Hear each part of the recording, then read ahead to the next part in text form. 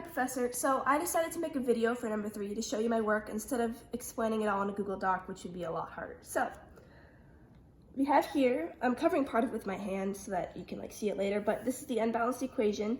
And you can see that we have 1 magnesium, 1 hydrogen, and 1 chlorine on this side, but we have 2 chlorines and 2 hydrogens on this side.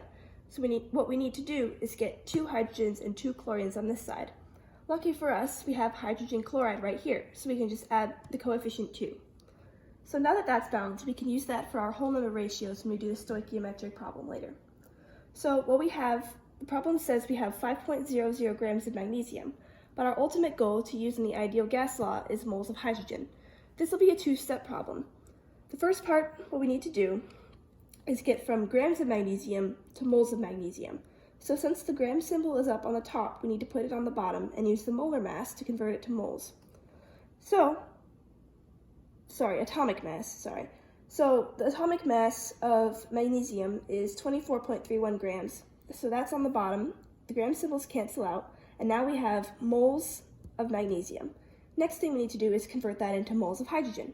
So since magnesium's on the top, we put it on the bottom, it cancels out, and lucky for us, there's 1 mole of magnesium for every 1 mole of hydrogen, but this just gets us into the habit of using this in our stoichiometric problems for later on. So I'll save you the time and tell you that the calculated answer is 0.20567, but we have to round that to the correct number of sig figs, which is 3, because the least number we have here is 3. So our answer should be 0.206 moles of hydrogen. Now that we have that, we need to plug these into the ideal gas law. The original ideal gas law is PV equals nRT, where P is the pressure, V is the volume, and that is equal to the molar amount, R, which is the universal gas constant. We use that in all the problems, and then T is our temperature.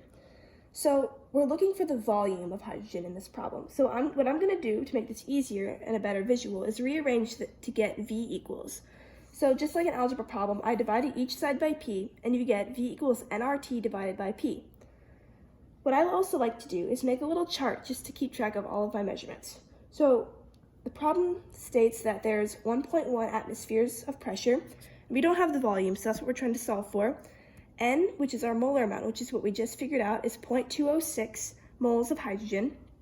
R is always the same, the universal gas constant. It's 0.08206 liter atmospheres per mole Kelvin. And then our temperature is given as 24 degrees Celsius, but we need to convert this into kelvins. So what we do is we add 273 to get a grand total of 297 kelvins. So now all we have to do is plug this into the rearranged equation that we did. So we multiply the moles of hydrogen, R, the universal gas constant, and our temperature, and then we divide that all by the pressure, which is 1.1 atmospheres. Now, our answer that I get in my calculator is 4.5641, and then a whole bunch of other numbers. But we also need to round to sig figs for this one, which I think the least number should be 3. So what we'll do is round it to 4.56 liters of hydrogen. That's all there is to it.